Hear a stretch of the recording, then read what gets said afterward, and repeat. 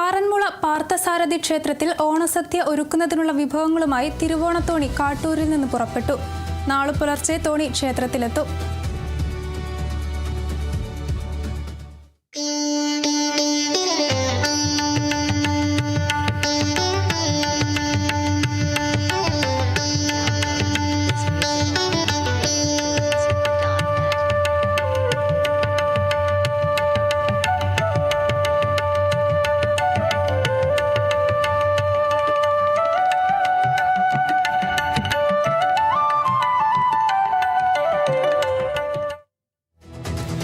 വിവരങ്ങളുമായി ഡി ബിനോയ് ചേരുന്നു.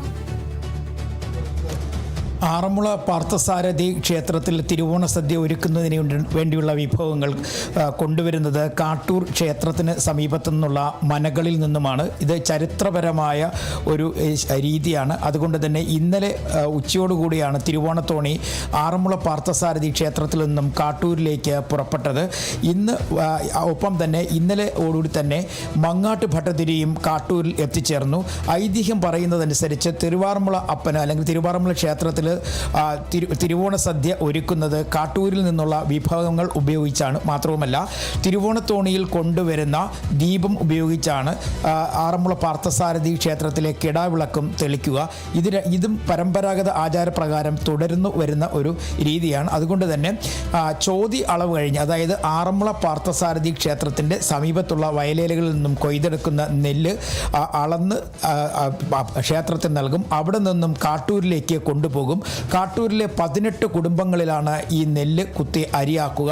അങ്ങനെ പുന്നെല്ല് കുത്തി അരിയും ഒപ്പം തന്നെ പച്ചക്കറി വിഭവങ്ങളുമായിട്ടാണ് തിരുവോണത്തോണി കാട്ടൂരിൽ നിന്നും പുറപ്പെട്ടത്. മങ്ങാട്ട് ഭട്ടതിരിയും തിരുവോണത്തോണിയിൽ ഉണ്ട്. കോട്ടയത്തെ മങ്ങാട്ട് ഇല്ലത്ത് നിന്നുമാണ് ഭട്ടതിരി പുറപ്പെട്ട് ഇന്നലെയോടുകൂടി തന്നെ കാട്ടൂരിൽ എത്തിച്ചേർന്നത്. ഇത് വലിയ ആചാരപ്രകാരം നടത്തുന്ന ഒരു ഘോഷയാത്രയാണ്. കാരണം ആറന്മുള ക്ഷേത്രവുമായി ബന്ധപ്പെട്ട് ഒരുപാട് ഐതിഹ്യങ്ങളും ഒപ്പം തന്നെ ആചാരങ്ങളുമുണ്ട്. ആ ആചാരങ്ങളിൽ പ്രധാനപ്പെട്ട ഒന്നാണ് ആറന്മുള പാർത്ഥസാരഥി ക്ഷേത്രത്തിലെ തിരുവോണ സദ്യയും ഒപ്പം തന്നെ തിരുവോണ തോണിയും. ഈ തിരുവോണ തോണിക്ക് അല്ലെങ്കിൽ ഈ തിരുവോണ തോണിക്ക് പിന്നാലെ സാധാരണഗതിയിൽ പള്ളിയോടങ്ങളും വരുന്ന ഒരു പതിവുണ്ട്. അത് ഈ തിരുവോണ തോണിക്ക് അകമ്പടി സേവിക്കുന്ന അല്ലെങ്കിൽ അകമ്പടി സേവിക്കുന്നതായിട്ടാണ് ഐതിഹ്യങ്ങൾ പറയുന്നത്. കാരണം തിരുവോണ തോണിക്ക് നേരെ പണ്ട് രാജഭരണ സമയത്തൊക്കെ തന്നെ ആക്രമണം ഉണ്ടാകുന്ന പതിവുണ്ടായിരുന്നു. അതിൽ നിന്നും സംരക്ഷണം ഒരുക്കുന്ന ജോലിയാണ് ഈ തിരുവോണത്തോണിക്ക് പിന്നാലെ അകമ്പടി സേവിക്കുന്ന പള്ളിയോടങ്ങൾക്കുള്ളത്. ആ ഒരു ഐതിഹ്യം കൂടി കാത്തു സൂക്ഷിച്ചുകൊണ്ട് തിരുവോണത്തോണിക്ക് പിന്നാലെ ഈ പള്ളിയോടങ്ങളും കാട്ടൂരിൽ നിന്ന് പുറപ്പെടും. വലിയ ജനക്കൂട്ടമാണ് തിരുവോണത്തോണിയെ യാത്രയാക്കുന്നതിന് വേണ്ടി കാട്ടൂരിൽ എത്തിച്ചേർന്നത്. വെറ്റിലയും പുകയിലയും ഒക്കെ കാണിക്കയായി സമർപ്പിച്ച മങ്ങാട്ടില്ലത്തെ ഭട്ടതിരിക്ക് സമർപ്പിച്ചു. ഈ സമർപ്പണ ചടങ്ങുകൾക്ക് ശേഷമാണ് തിരുവോണത്തോണി കാട്ടൂരിൽ നിന്നും പുറപ്പെട്ടത്. മാത്രവുമല്ല ക്ഷേത്രത്തിൽ നിന്നും ആണ് ഈ കിടാവിളക്ക് തെളിക്കുന്നതിന് വേണ്ടിയുള്ള ദീപം മങ്ങാട്ട് ഭട്ടതിരിക്ക് കൈമാറുക. ദേവസ്വം ബോർഡ് അധികൃതർ ഉൾപ്പെടെയുള്ളവർ കാട്ടൂർ ക്ഷേത്രത്തിൽ എത്തിയിരുന്നു.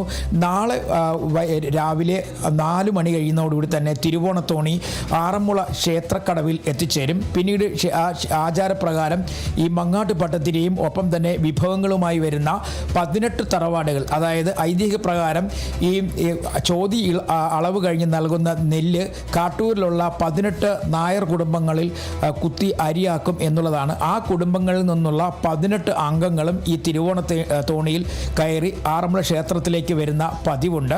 ആ 18 അംഗങ്ങളും മങ്ങാട്ട് ഭട്ടതിരിയും ഈ തിരുവോണത്തോണിയിൽ നേരെ നാളെ വെളുപ്പിന് ആറന്മുളയിൽ എത്തിച്ചേരും. അവിടെ വെച്ച് ആചാരപ്രകാരമുള്ള ചടങ്ങുകൾ അനുസരിച്ച് സ്വീകരിച്ച കിടാവിളക്കുമായി മങ്ങാട്ട് ഭട്ടതിരി ക്ഷേത്രത്തിൻ്റെ മുന്നിലേക്ക് എത്തുകയും അവിടെ വെച്ച് ക്ഷേത്ര പൂജാരി ഈ കിടാവിളക്ക് ദീപം സ്വീകരിച്ച് കിടാവിളക്കിൽ കൊളുത്തുന്നതോടുകൂടി തന്നെ ആറന്മുള പാർത്ഥസാരഥി ക്ഷേത്രത്തിലെ പൂജ ഉൾപ്പെടെയുള്ള ചടങ്ങുകൾ നടക്കും. സാധാരണഗതിയിൽ ഇന്ന് അത്താഴ പൂജ കഴിഞ്ഞാൽ ക്ഷേത്രത്തിലെ വിളക്കുകളെല്ലാം തന്നെ കെടുത്തുന്നതാണ് പതിവ്. അതിനുശേഷം നാളെ അല്ലെങ്കിൽ തിരുവോണ ദിവസം പുലർച്ചെ ഈ ദീപം എത്തിച്ച് കിടാവിളക്ക് തെളിക്കുന്നതോടുകൂടിയാണ് ക്ഷേത്രത്തിലെ ചടങ്ങുകൾ ആരംഭിക്കുന്നത്. അങ്ങനെ ഒട്ടനവധി ഐതിഹ്യങ്ങൾ ഈ തിരുവോണത്തോണിയും ഒപ്പം തന്നെ തിരുവോണത്തോണിയിലെ വിഭവങ്ങൾ വിഭവങ്ങൾ കൊണ്ടുള്ള യാത്രയ്ക്കുമൊക്കെ തന്നെ ഉണ്ട്. തൊട്ടു പിന്നാലെ 11 മണിയോടുകൂടി തന്നെ ഈ തിരുവോണത്തോണിയിൽ കൊണ്ടുവന്ന വിഭവങ്ങൾ ചേർത്തുള്ള തിരുവോണ സദ്യ തയ്യാറാവും. ആ സദ്യ തിരുവാറന്മുള ക്ഷേത്രത്തിൽ നിവേദിച്ചതിന് ശേഷം പിന്നീട് അവിടെ എത്തുന്ന ഭക്തർക്കും നൽകുന്ന പതിവുണ്ട്. ക്ഷേത്രത്തിലെ ആചാരപ്രകാരം തിരുവോണ സദ്യയും കഴിച്ചതിന് ശേഷം മങ്ങാട്ട് ഭട്ടതിരി നേരെ ഇല്ലത്തിലേക്ക് മടങ്ങുന്നതാണ് ഐതിഹ്യപ്രകാരമുള്ള ചടങ്ങ്. ആ ചടങ്ങ് നാളെയോടുകൂടി തന്നെ പൂർത്തിയാവുകയും ചെയ്യും. അതിനുശേഷം ഇനിയാണ് ഉത്രട്ടാതി നാളിലാണ് ആറന്മുള ക്ഷേത്രത്തിലെ ഏറ്റവും പ്രധാനപ്പെട്ട മറ്റൊരു ചടങ്ങായ ഉത്രട്ടാതി ജലമേള. അത് ആറന്മുള പാർത്ഥസാരഥിയുടെ ജന്മനാളായിട്ടാണ് ഈ കണക്കാക്കപ്പെടുന്നത്. ആ ജന്മനാൾ ദിവസം നടത്തുന്ന ജലഘോഷയാത്രയാണ് ജലമേളയായി സങ്കല്പിക്കുന്നത്. അങ്ങനെ ആചാരപ്രകാരമുള്ള ആറന്മുള പാർത്ഥസാരഥി ക്ഷേത്രത്തിലെ പ്രധാനപ്പെട്ട ചടങ്ങുകളിലൊന്നായ തിരുവോണത്തോണി കാട്ടൂർ ക്ഷേത്രത്തിൽ നിന്നും പുറപ്പെട്ടു.